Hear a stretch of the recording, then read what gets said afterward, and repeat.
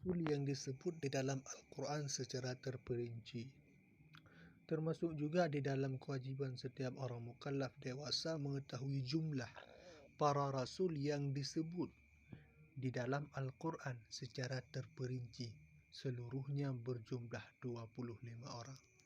Cukuplah kiranya di dalam mengimani setiap utusan Allah, yaitu bila seseorang ditanya tentang kerisalahan mereka, mereka benar-benar mengakui atas kerisalahan tersebut dan tidak wajib baginya menyebutkan satu persatu dengan hafalan. Namun barang siapa mengingkari salah satu para rasul setelah ia mengetahuinya, maka ia kafir.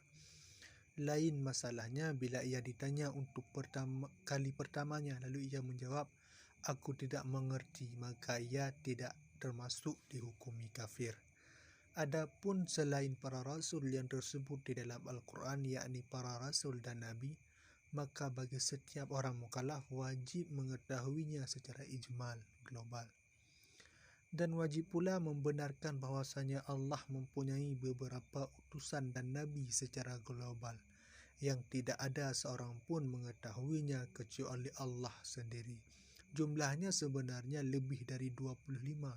Akan tetapi kita hanya diwajibkan mengimani akan keseluruhan dari para nabi dan rasul Allah, karena memang tidak ada kemampuan bagi kita untuk menghitungnya. Sebahagian ulama ada yang menisbatkan, mengkategorikan para rasul yang wajib dikenal secara terperinci sebagai berikut. A. Wajib bagi setiap mukallaf untuk mengetahui mengenal para rasul yang sudah ditentukan.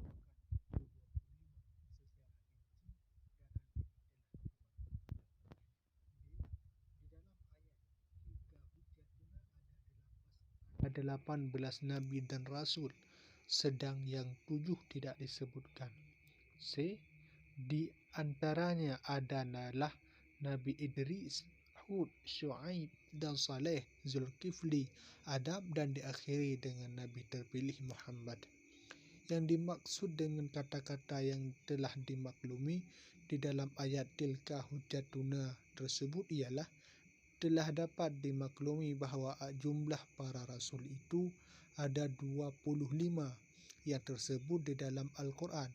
Akan tetapi yang terdapat dalam surah Al-An'am hanya 18.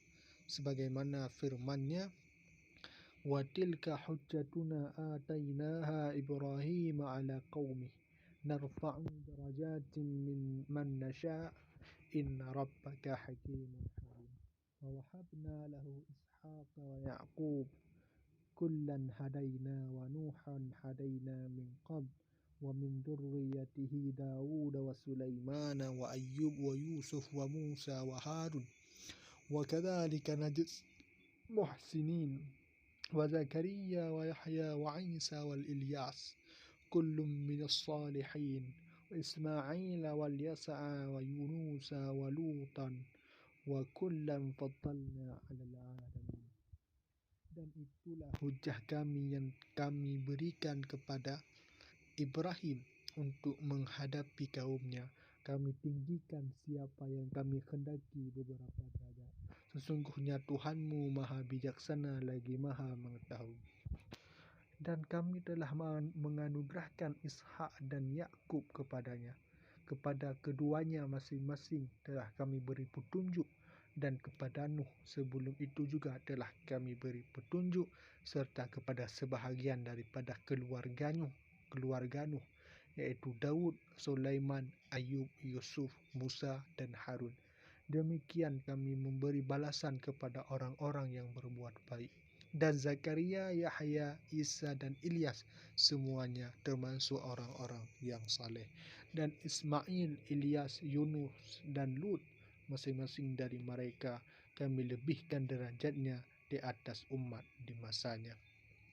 Al-An'am ayat 43 sampai 86. Allah menyebutkan di sini 18 nabi dengan tidak tertib, tidak menurut masanya dan pula tidak menurut keutamaannya.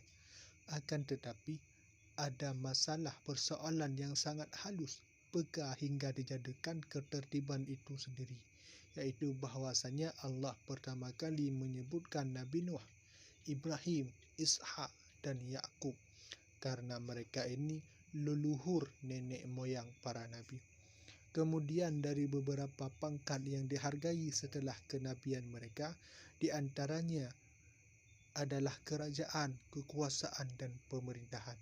Dari pangkat-pangkat inilah Allah memberi bagian yang sangat sempurna kepada Nabi Daud dan Nabi Sulaiman, termasuk anugerah berupa kesabaran ketika turunnya beberapa percobaan, ujian, dan kepayahan.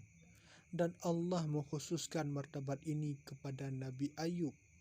Kemudian Allah mengumpulkan dua martabat itu kepada seorang nabi, yaitu Yusuf.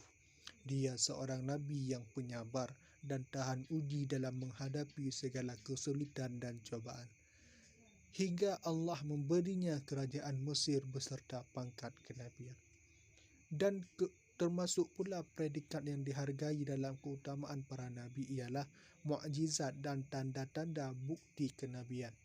Predikat ini khusus diberikan kepada Nabi Musa dan saudaranya Harun yang tergolong dalam pertapa dunia, karena predikat yang diberikan kepada mereka adalah Nabi Zakaria, Yahya, Isa, dan Ilyas. Kemudian setelah Allah menyebutkan para nabi yang berpredikat luhur, disebutkan pula nabi yang tidak mempunyai pengikut dan tidak pula mempunyai syariat. Mereka itu ialah Nabi Ismail, Ilyasa, Yunus, dan Nabi Lut. Apabila saudara mau sedikit berfikir pada masalah yang halus tersebut, maka akan saudara jumpai suatu ketertiban yang bagus dan indah. Kata-kata penyair yang 7 masih ketinggalan, maksudnya adalah 7 dari 25 jumlah nabi dan rasul yang disebutkan dalam Al-Quran. Sedang 18 telah disebutkan secara rinci di dalam surat Al-An'am. Sisanya disebutkan di berbagai tempat dalam Al-Quran. Oleh karena itu, pada akhir bait disebutkan dan diakhiri dengan Nabi terpilih, yaitu seorang Nabi yang terpilih dari sekalian makhluk, yang tidak lain adalah Nabi Muhammad. Beliau pula yang menduduki peringkat pertama di kalangan para Nabi dan Rasul, lalu Nabi Ibrahim, lalu Nabi Musa, Nabi Isa, dan Nabi Nuh. Mereka sebanyak 5 orang Nabi dan Rasul yang disebut pula dengan Ulul Azmi. Mereka yang mempunyai keutamaan dan kemauan yang teguh. Baru kemudian semua utusan yang wajib diyakini sesuai dengan hukum dan ketentuan secara tafsil. Demikian pula yang global di dalam masalah global, dan dilarang membicarakan masalah yang tidak ada izin syarak untuk membahasnya.